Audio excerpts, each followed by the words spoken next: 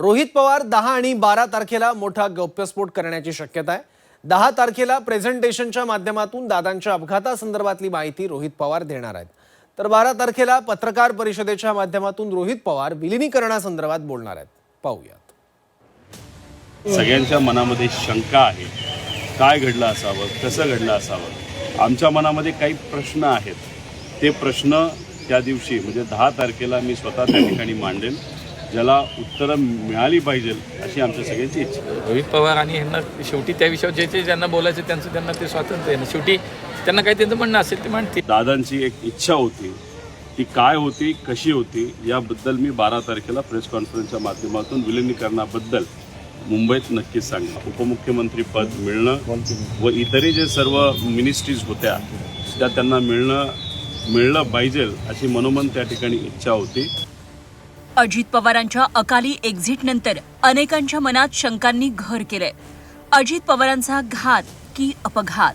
राष्ट्रवादी विलीनीकरणाची चर्चा दादांसोबत सुरू होती का, असे असंख्य प्रश्न सध्या उपस्थित केले जात आहेत। दरम्यान याचबाबत रोहित पवार राजकीय बॉम्ब फोडणार आहेत। अजित पवारांच्या अपघाताबाबत 10 तारखेला रोहित पवार मोठा गौप्यस्फोट करण्याची शक्यता आहे, तर दुसरीकडे ब्लॅक बॉक्स सापडला असून चौकशीतून सत्य समोर येईल असं विधान हवाई उड्डाण नागरी मंत्री मुरलीधर मोहोळ यांनी केलंय। एकदम डिटेलमध्ये 10 तारखेचं प्रेझेंटेशन असणार आहे। आजपर्यंत आपण जर बघितलं तर कुठल्याही व्यक्तीला विचारलं, तज्ज्ञाला विचारलं, नाहीतर ज्यांनी कधीतरी विमानाचं फ्लाईंग केलं असेल, नाहीतर फ्लाईंगबद्दल थोडीफार माहिती असेल, त्या अनेक पत्रकारांशी बोलणार। सगळ्यांच्या मनामध्ये शंका आहे, काय घडलं असावं, कसं घडलं असावं। आमच्या मनामध्ये काही प्रश्न आहेत, ते प्रश्न त्या दिवशी म्हणजे 10 तारखेला मी स्वतः त्या ठिकाणी मांडेल, ज्याला उत्तरं मिळाली पाहिजे अशी आमच्या सगळ्यांची इच्छा। चौकशी चालू आहे। ब्लॅक बॉक्स AIBच्या टीमने ब्लॅक बॉक्स हस्तगत केलाय, त्यांना सापडला आहे। त्याचा डाटा डाउनलोड होईल, त्याच्यावरती त्याचा विश्लेषण होईल आणि त्याच्यावरनं निश्चितपणे लवकरात लवकर अहवाल येईल। आता रोहित पवार आणि ह्यांना शेवटी त्या विषयावर जे ज्यांना बोलायचं त्यांना ते स्वातंत्र्य आहे ना, शेवटी त्यांना काही त्यांचं म्हणणं असेल ते म्हणतील। दादांच्या विमान अपघातासंदर्भात रोहित पवार प्रेझेंटेशन करणार आहेत, यावर संजय राऊत यांनी देखील भाष्य केलंय। रोहित पवार अजित पवार यांचे पुतणे आहेत, त्यांचं अपघातावर बोलणं उचित असेल असं मत संजय राऊत यांनी व्यक्त केलंय। रोहित पवार हे आमदार आहेत राष्ट्रवादी काँग्रेस पक्षाचे, जे शरद पवारांच्या पक्षाचे।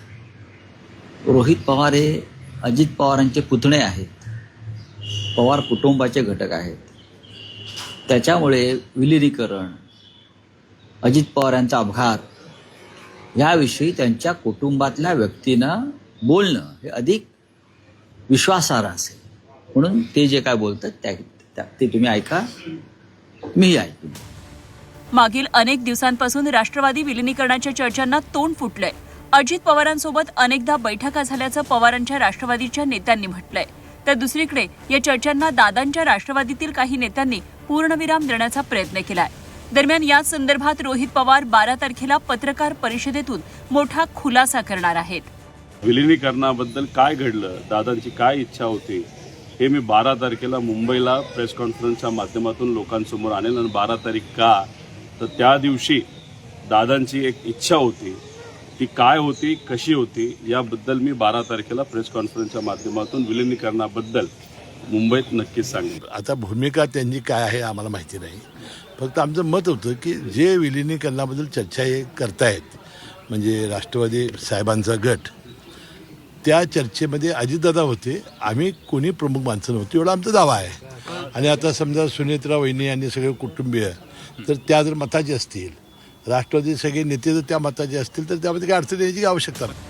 अजित पवारांकडची सर्व खाती सुनेत्रा पवारांकडे देण्यात यावी अशी मागणीही रोहित पवार यांनी केली आहे। तसंच राष्ट्रवादीच्या अध्यक्षपदाची धुरा देखील सुनेत्रा पवारांनीच सांभाळावी अशी रोखठोक भूमिका रोहित पवारांनी मांडली आहे। तर सुनेत्रा पवारांनीच अध्यक्ष व्हावं अशी मागणी सर्व नेत्यांची असल्याचं आनंद परांजपे यांनी म्हटलंय। त्यामुळे सुनेत्रा पवारच राष्ट्रीय अध्यक्ष होणार हे आता जवळजवळ निश्चित झाल्याचं बोललं जात आहे। अजितदादांची जागा ही कुणीही घेऊ शकत नाही, पण सुनेत्रा काकींकडे बघत असताना त्या परिवाराचा एक भाग म्हणून सुनेत्रा काकींमध्ये मी अजित काकांना त्या ठिकाणी बघतो। त्यामुळे तिथं त्यांना उपमुख्यमंत्री पद मिळणं व इतरही जे सर्व मिनिस्ट्रीज होत्या त्या त्यांना मिळलं पाहिजे अशी मनोमन त्या ठिकाणी इच्छा होती.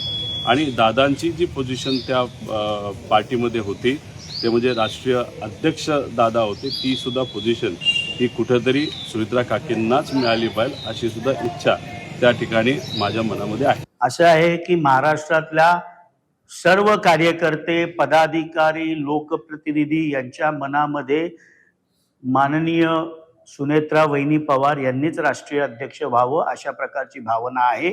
त्याबाबतचा योग्य प्रक्रिया पूर्ण करून त्यांनी जबाबदारी घ्यावी अशा प्रकारची विनंती सर्वच नेते त्यांना करणार आहेत. राष्ट्रवादीचं विलिनीकरण असो किंवा दादांचा विमान अपघात या संदर्भातले अनेक प्रश्न दादा नसल्यानं अनुत्तरित आहेत. कारण अजित पवारांसोबत विलिनीकरणावर बैठक झाल्याचं शरद पवारांचे नेते सांगतात, तर दुसरीकडे आमच्यासोबत अजित पवारांनी कोणतीच चर्चा केली नसल्याचं राष्ट्रवादीचे नेते म्हणतात.